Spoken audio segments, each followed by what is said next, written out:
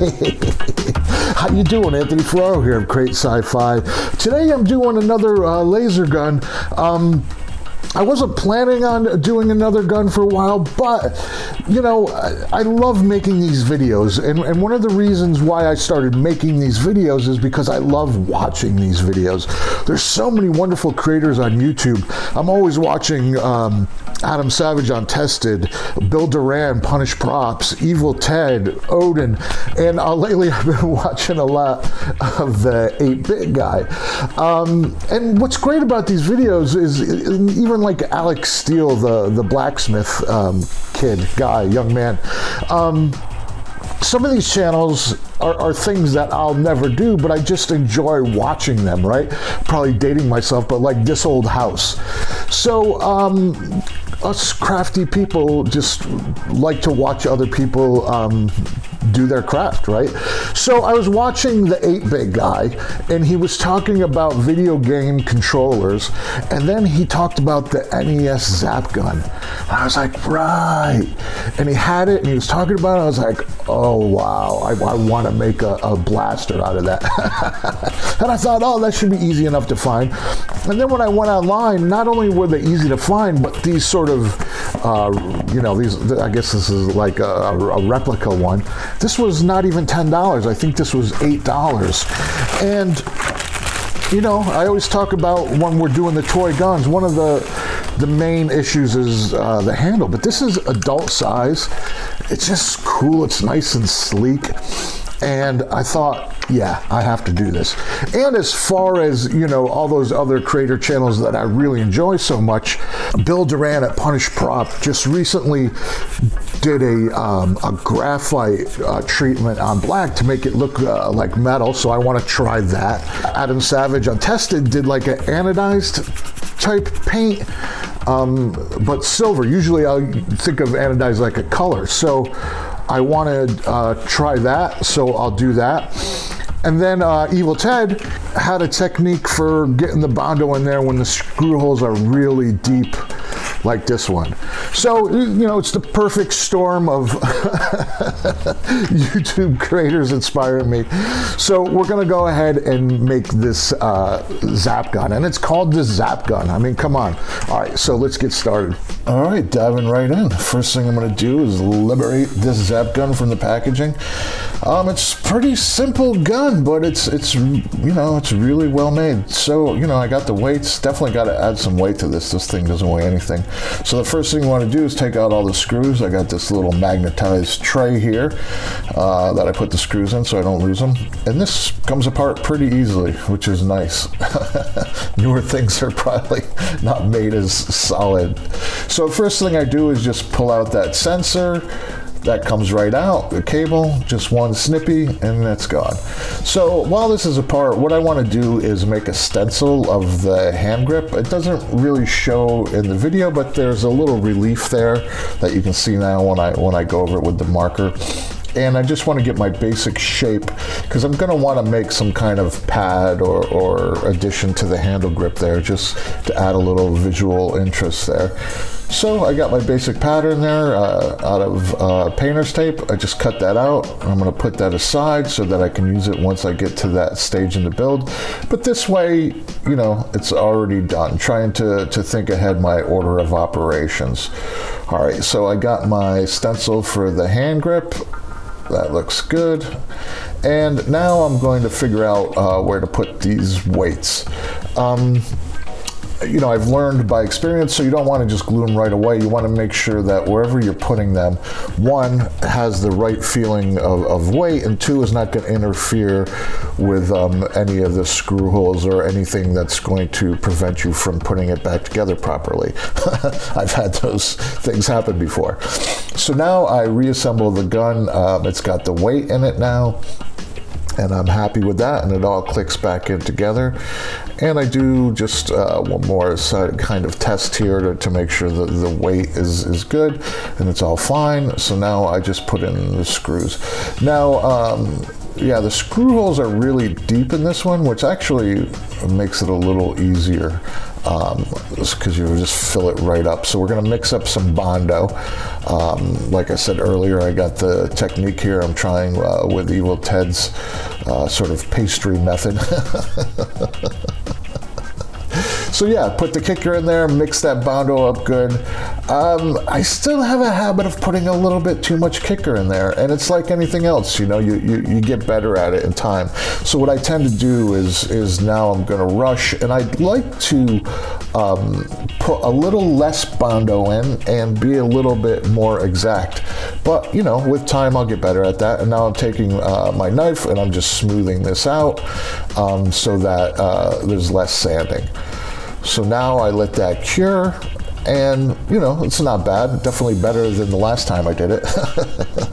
So now a lot of sanding. So I'm just gonna go through the grits. I'm doing like about a 180 first, then I'm gonna go to probably like a 220. So the first thing you want to do is just rough off that material, and then I have those sanding sticks, you know, the nail file boards. And while I'm sanding the Bondo, I'm also going to address the seams. And what I do is just sand down wherever those seams are to just basically you're trying to erase those. So now I got a finer grit sandpaper, and I'm just blending those Bondoed pieces in with the rest of the gun. So now I'm going to take a Scotch-Brite pad, and what this does is just kind of gets rid of any extra little pieces that are on there, and it makes sure that you cover the whole gun with a light sanding so paint will stick better. And then as a final once over, I use a steel wool, and that also just is a little more sensitive where I can feel with my fingers as well as sanding. And now I'm going to hit this with a coat of black primer. I would use gray primer usually here because I want to find the spots right there where I'm going to need to put some spot putty, but I only had the black. So I'm taking my Sharpie and I just go through and find all the spots where I'm going to add some spot putty. That just gets rid of little divots that happen when you do the Bondo, and sometimes there's little scratches, and I like to use this to help me with the seam. So you just put little thin light coats of this where you have little voids or scratches, places you want to just patch up. And I let that dry, and now this I go over with a very fine grit sandpaper. I think if I get about a 320 here, 220 would be fine.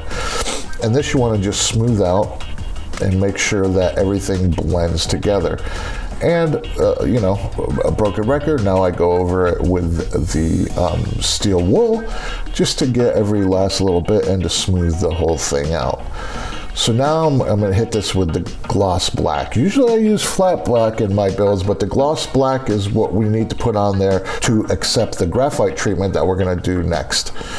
So now that's had time to dry.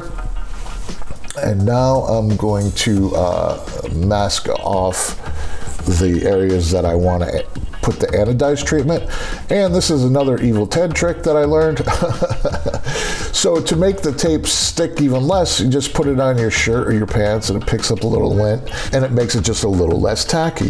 Very simple, very effective. So now I'm going to go ahead and mask off all the parts of this gun that I don't want to have the anodized treatment. And when you're working with something this size, it's kind of worth it to just go ahead and mask off the whole thing. If you get a little bit of overspray, that's going to take you more time to fix than it would to mask it off. So now I'm going to hit that with this base anodized coat. This is like the silver. So I hit that first, and now I'm going to add the blue. And the blue is very clear, so that silver anodized base really helps it to pop and really sell that anodized look. And there you see right there where I did that. So now I take off the masking tape. This is always a fun part.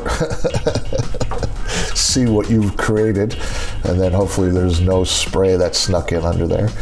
And there's the final look. Like, that's already cool. That's not what I'm going for, but you can see something starting to happen here, and that's very encouraging. So now I'm going to do the graphite powder. So first I mask off the blue anodized area, which I don't want to put the powder on. And, you know, this is just graphite, you know, from like a pencil, and you just can get it in a powder. usually at the hardware store for, they sell it like in the lock key area. People use it to lubricate key locks. And, you know, this just looks really cool. And this is something, you know, I've never done before. So it's an adventure, right? So that looks good. So now I'm going to put on my hand grips. My original idea with that stencil didn't work out. I used foam and it was too thick. So now I have this lighter foam and it's blue. So I'm going to go ahead and cut a new pattern. So what I did is I used the graphite, since I had it on hand, to sort of highlight the area where I wanted to put that, and that gave me my pattern. So now I'm just going to use some super glue, and I'm going to glue these little hand grips on there. They're nice because it'll have like a little soft sort of ergonomic feel about it, and also, like I said, they're blue. And now I'm just going to put the graphite powder on this just to sort of blend it all together. In a way, I'm using the graphite powder to weather. So what happens here now is, again, doing this for the first time, so I have the graphite knot on the blue. And I realize that I can't weather this the way I usually do. And then I think, well, let me go ahead and just put the graphite over the blue. And that I really like. So this is giving me sort of that effect of blending everything together that I would usually do with, say, a wash of black paint. So now I'm just going to use a tiny bit of rub and buff, and I just want to pop the edges to give it that worn metal look. Again, this is where I would usually do this with some paint, but because I'm doing a little bit of a different technique here, I'm just going to use a little bit of rub and buff just to kind of get those high points where, you know, it might, you know, rub from lots of use. And I wanted to pop that little sort of grid area at the top there. And that looks really cool. So now I'm going to hit the whole thing with a clear coat. So this was another learning experience. So what happened was the clear erased the graphite look. So what I did is, after I did the clear, I reapplied the graphite. So now I'm going to make a holster. So I'm doing something a little different here than I usually do. I usually do this part in leather, but I wanted to try something else. So now I'm making a pattern out of paper. It's always useful to pattern everything in paper first, just because, you know, it doesn't cost you anything and you could cut and recut rather than you're going right to the materials. So now I have some styrene and I'm cutting out this basic shape that I patterned, you know, on my photocopy paper. And what I'm going to do is make the holster part out of plastic.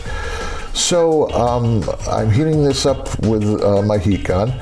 And by doing this, I can form it around the gun. And you see there I have the gun covered in saran wrap because I'm going to be roughhousing it a little bit, so I don't want to bang up that paint job that I just did. So now I'm just really making this up as I go along. I'm just heating the plastic, forming it, and you know, really just sculpting this. So now I get it into a good place, and now I want to close it off. I want to make it basically a little triangular enclosure that the blaster will sit into. So now I'm always checking my fit, and that seems to be on target. So what I do now is I glue, this happened off camera, so I glued that together, right? And you see I have a little bit of overhang, and that was on purpose so that I could do a fine adjustment. Now this is snug, I'm gonna adjust that later, but we're there. So now I'm gonna cut off this little bit of extra, and I'll blend that with my Dremel tool, and then it'll all look like, okay, that's that was done perfectly. So I use the Dremel to blend it all together and to smooth those edges, and always test fitting, and that, you know, that looks good. And right there, you know, I'm thinking, oh yeah, this is working, because you never know. So again, test fitting, and it rattles around in there a little bit. So what I'm going to do is cut some foam inserts, and I'm going to strategically place those so that it'll keep the gun from rattling around. And also it's nice because when you're putting the gun into the plastic holster, it's going to hit against that foam, so you're not going to be dinging up your paint job. And now I'm just sealing the cuts that I made in the foam with the heat gun, and that'll help with the gluing. So now I have those pieces glued in there. Again, always test fitting, and yeah, that feels good. So now I'm going to take this strip of leather. I could use foam, but that would probably not be strong enough, and I feel like to attach it to the belt, another strip of plastic would be too rigid. So here I'm really just toothing up the plastic, and this is so that the glue has something to bite into. And then I'm going to do the same thing on the leather. And now I have the E6000. This is the glue when I'm putting together organic materials. I just like to use this glue.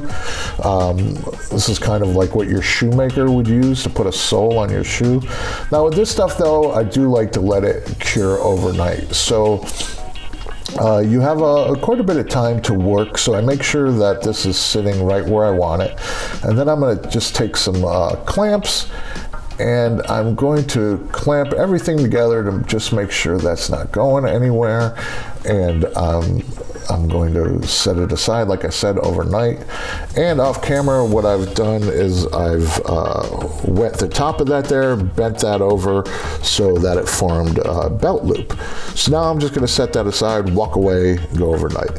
So like I said before, I realized I was going to have to re-graphite this after I put the clear coat. So that's lesson learned. So now when I'm doing this, the graphite is the final step, right? So now you know that, I know that now. And I just go over the whole thing. And like I said, I kind of treat this like my weathering. So I just go over the whole gun there. And you can see that looks good. Now I have my holster, and I just want to add a few more elements. So this is going to be a lip out of craft foam, and it's going to do two things. It's going to add a detail, which will make it look more like something that was manufactured, something that's utilitarian. And I let it overhang just a little bit, and what that's going to do is, again, that's going to preserve my paint job on the gun, so that when you're putting the gun into the holster, it's going to rest against this foam rather than slamming up against the plastic. So here I'm just cutting this sort of organic shape that I had to come up with to wrap around the dip that's in the holster. And it, it's pretty straightforward. And the foam is very easy to work with, because even if it's not exactly right, you can bend it. So now I'm trying this brush-on super glue. Just came across this at the store. I thought, wow, let me try this, and I really like this. So yeah, I just brushed that on, stretch the foam over that. Now the bottom piece of foam, that's just a decoration. That's just to match the top piece, and yeah, it just gives it a little more visual interest. So now what I'm going to do is, I don't have any black dye, so I'm just going to take some water, and I'm really going to dilute that with some black acrylic paint, because I'm going to paint the whole thing with Plasti Dip, but I do want to put a base coat, if you will, on the leather. So the reason I do, this is almost like a stain, right? So I just want to make sure that this gets into the leather. And it's okay that I'm doing this for my purposes, because I'm not really going for a leather look on this at all. I just want the leather because I think that's the best material for the belt loop. So now I'm going to hit the whole thing in my sad can of Plasti Dip there that is on its last leg. So now the Plasti Dip has time to cure, and now I'm going to take my metallic paint, and I'm just going to dry brush this to give it an effect of that it's been worn, right? This metal has been brushed against pants, hands, running down corridors, smacking against the gun, and there's the final look. And yeah, I couldn't be more happy. But now I'm thinking I could be a little more happy. And just a little rub and buff, and that looks good. All right, so let's go ahead and take a look at how far we took this. I mean, that's a toy, right? And with just a few simple steps, there's our blaster. Yeah, Really cool. And here's the beauty shots. Love that holster. And the graphite really, really looks cool when the light hits it. So I would imagine in a film, that's really going to be a nice prop. And there it is. Very happy with that.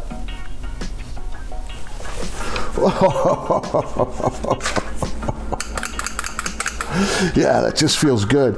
And what's cool about this gun is it's got this little ergonomic bit right there. Just feels so good in the hand. Now, you know, sometimes with these builds, this one was one of those builds that just fought me the whole way. I think I was trying to do too many layers of paint too quickly to get things done. So that's something to keep in mind. And sometimes that just happens. But, you know, very happy with the result.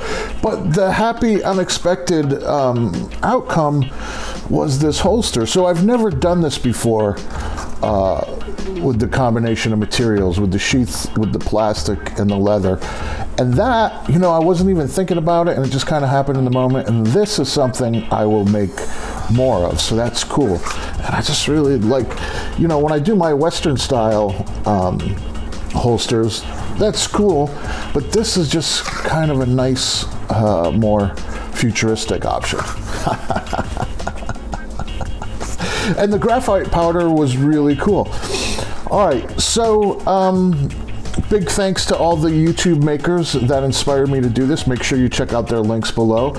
And I guess the only thing left to do now is to fire it up. All right.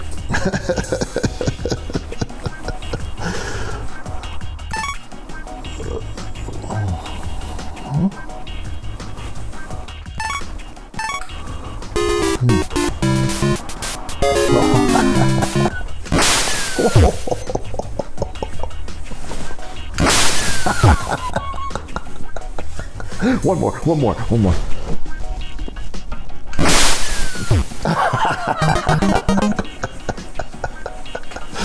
Well, I think I'm going to be doing some more of these. I just ordered an old Atari Zapp gun. So maybe that's going to be a thing. Video game Zapp gun blaster modifications. And, you know, you can also... you know, I took out the guts, but you could, I'm sure you could still do this and use them. Well, as always, I hope you found this video useful. Please like, share, subscribe, leave a comment.